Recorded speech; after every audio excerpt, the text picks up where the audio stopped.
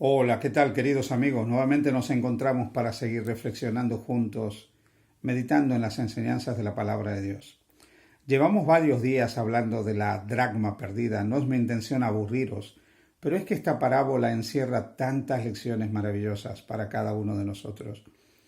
El tema que vimos, el último tema que vimos asociado a esta parábola, se titulaba Perdido dentro de la iglesia. Y vimos cómo esta parábola también habla de aquellos que aún estando dentro de la iglesia pueden estar perdidos. La parábola relata lo siguiente. Lucas capítulo 15, versículos 8 y 9 dice: ¿Qué mujer que tiene 10 dracmas y pierde una dracma no enciende la lámpara y barre la casa y busca con diligencia hasta encontrarla? Y cuando la encuentra, reúne a sus amigos y vecinos diciendo: gozaos conmigo porque he encontrado la dracma que se había perdido. Hemos ido mostrando aquí todo lo que puede representar esta dracma y también hemos hablado de cómo esta dracma puede representar a aquellos que están dentro de la iglesia, pero están perdidos. Y hemos dicho que se puede estar perdido dentro de la iglesia por muchas cosas. Podemos estar perdidos porque de una forma u otra, pues hemos perdido nuestra conexión con Jesús, hemos dejado de mirar a Jesús, porque quizás simplemente nuestra asistencia a la iglesia es una tradición, hemos heredado la fe, pero lamentablemente la fe no se hereda porque la salvación no se hereda.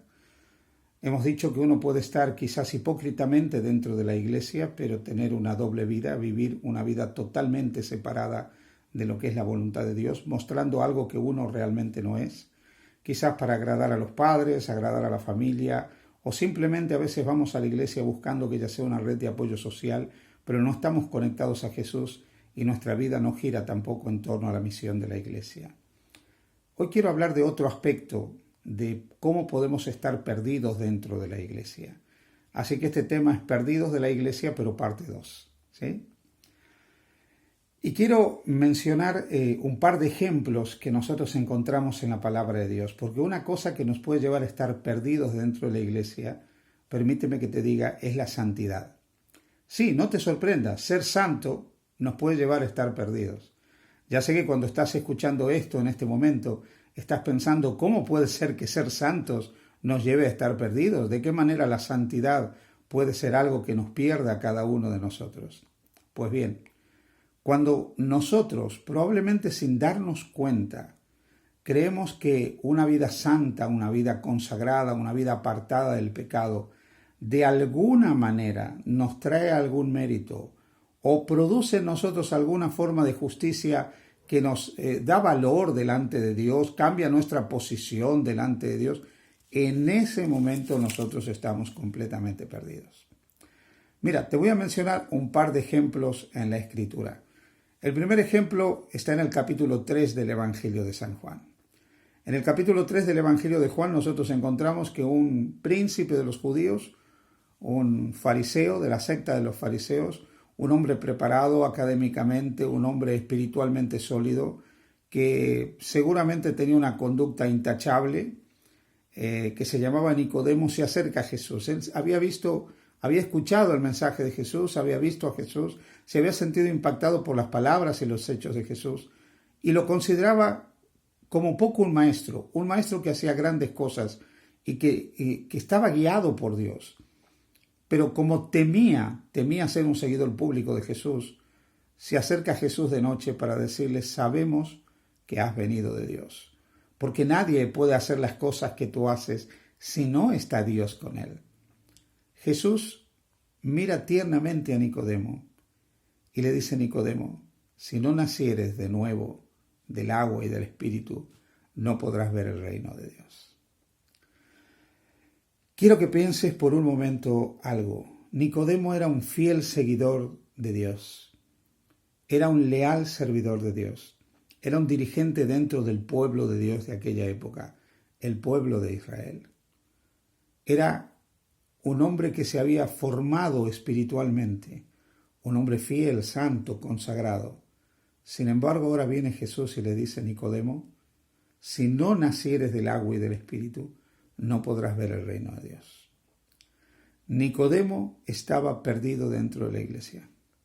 Estaba tan perdido, estaba tan muerto en el pecado de su soberbia espiritual, estaba tan muerto en su justicia propia, estaba tan muerto en su orgullo espiritual, que necesitaba volver a la vida.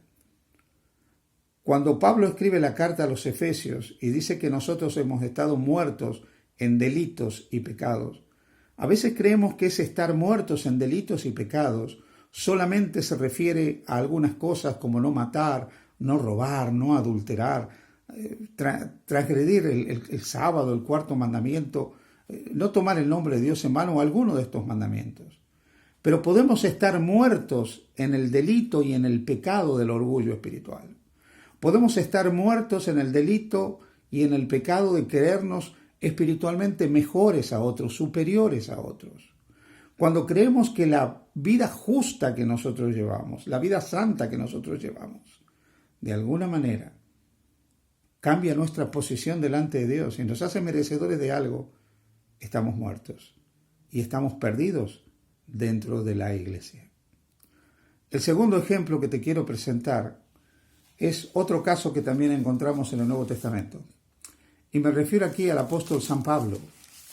El apóstol San Pablo tenía una conducta que podríamos llamar intachable. Cuando él escribe la carta a los filipenses, escribe algunas cosas que son interesantísimas. Fíjate en el capítulo 3 de Filipenses. A partir del versículo 1, Pablo dice: por lo demás, hermanos, gozaos en el Señor. A mí no me es molesto escribiros las mismas cosas para que vosotros estéis seguros. Guardaos de los perros, guardaos de los malos obreros, guardaos de los mutiladores del cuerpo. Se está refiriendo a aquellos que pretendían introducir el judaísmo dentro de la iglesia como un camino de salvación. El versículo 3 dice: porque nosotros somos la circuncisión, los que en espíritu servimos a Dios y nos gloriamos en Cristo Jesús, no teniendo confianza en la carne. Aunque yo tengo también de qué confiar en la carne, escribe Pablo. Si alguno piensa que tiene de qué confiar en la carne, yo más. Fui circuncidado al 8º día, soy del linaje de Israel, de la tribu de Benjamín, hebreo de hebreos y en cuanto a la ley fariseo. Y ahora nota lo que dice. En cuanto a celo perseguidor de la iglesia, en cuanto a la justicia que es por la ley, irreprensible.